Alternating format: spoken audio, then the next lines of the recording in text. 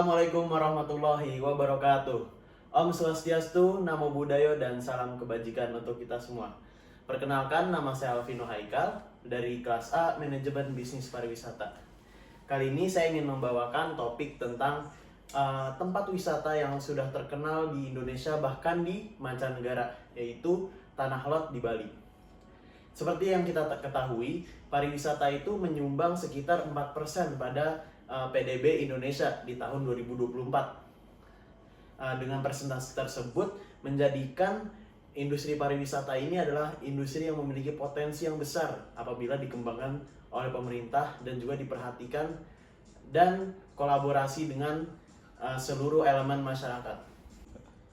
Tanah Lot terletak di Desa Braban, Kecamatan Kediri, Kabupaten Tabanan, Bali. Keunikan dari tempat wisata ini tuh letak geografisnya, yaitu Tanah Lot sendiri itu adalah pura tua yang terletak di atas batu karang besar di pinggir pantai. Jadi itu seperti membentuk tebing tapi laut, itulah kalau secara awamnya.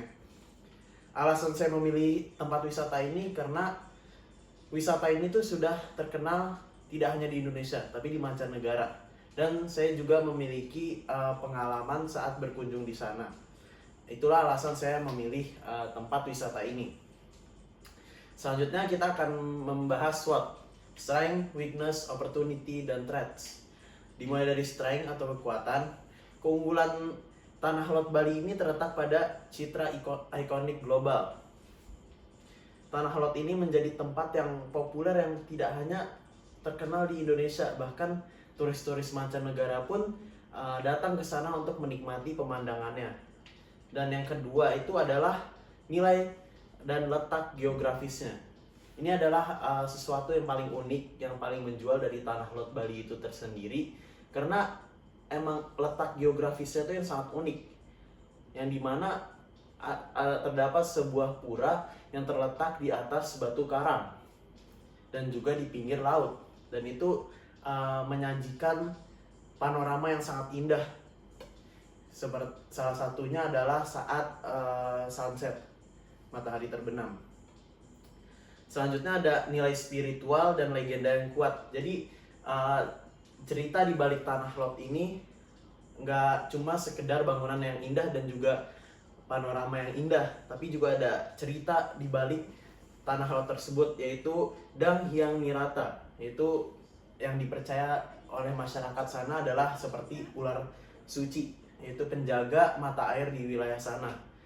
Selain itu, strength selanjutnya adalah pengelolaan tempat wisata di sana tuh yang masih berbasis keadatan, yaitu jadi seluruh pendapatan dan keuntungan dari tempat wisata tersebut dapat dimanfaatkan kembali oleh masyarakat sekitar.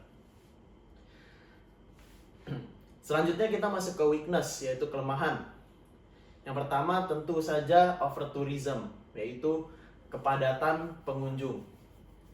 Saat saya berkunjung ke sana, saya merasakan hal tersebut, yaitu over tourism, di mana yang paling berdampak adalah ketika kita ingin memasuki wilayah Tanah Lot tersebut, yang terjadi kemacetan yang lumayan panjang, yang bisa memakan waktu 1 jam hingga 2 jam. Padahal itu tuh cuma kayak ngantri untuk masuk ke sana doang. Dan saat itu emang tepatnya sedang high season, jadi memang turis itu lagi banyak-banyaknya berlibur untuk ke sana. Dan yang kedua adalah ketergantungan pada suatu momen. Hampir semua orang dan turis itu datang ke Tanah Lot ini cuma saat momen sunset, yaitu saat matahari terbenam. Pada saat siang hari, apalagi pagi hari, tempat ini tuh sangat sepi gitu, kayak nggak ada yang berkunjung tuh, tapi sangat sedikit. Jadi tempat ini tuh hanya ramai pada sore hari. Dan yang terakhir adalah masalah sanitasi dan kebersihan. Jadi di tempat wisata Tanah Lot Bali itu karena dampak dari overtourism juga, jadi tempat wisata tersebut tuh banyak meninggalkan sampah-sampah yang mengganggu kualitas perjalanan wisata kita. Selanjutnya kita masuk ke opportunities atau peluang dari destinasi wisata Tanah Lot tersebut. Pertama adalah digitalisasi. Yang kita tahu mana digitalisasi itu telah berkembang di dunia pariwisata yang dikenal dengan digital tourism. Dari digitalisasi ini, para pelaku usaha tuh, para pelaku pariwisata di sana tuh bisa menerapkan teknologi pada uh, kegiatan pariwisatanya, seperti sistem booking untuk menghindari over tourism, sehingga para wisatawan tuh juga merasa nyaman lah ketika berkunjung di sana, tidak harus berdesak-desakan. Selanjutnya ada diversifikasi atraksi, yaitu kita tuh sekarang tuh kalau mengunjungi Tanah Lot Bali itu cuma hanya untuk ya menikmati pemandangannya saja lah, kayak tidak ada atraksinya.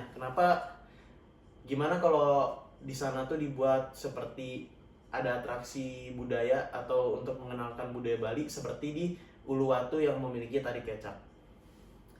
Selanjutnya ada sustainable tourism, yaitu pariwisata keberlanjutan, dan juga kerjasama paket wisata yang dimana tidak hanya mengunjungi Tanah Lot tapi juga bisa mengunjungi wilayah-wilayah sekitarnya.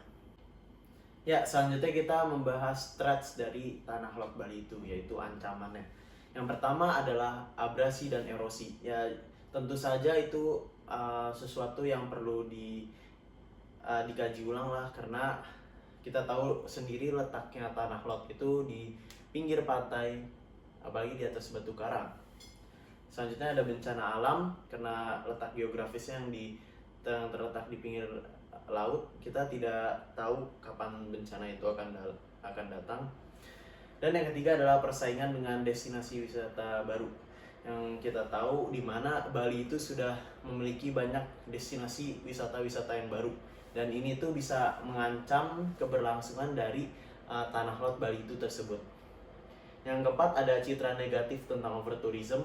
Jadi ini seperti domino effect gitu, kayak kita tuh udah berasumsi kayak ke Tanah Lot itu rame, jadi hal itu tuh akan menimbulkan asumsi yang buruk terhadap Tanah Lot Bali itu sendiri.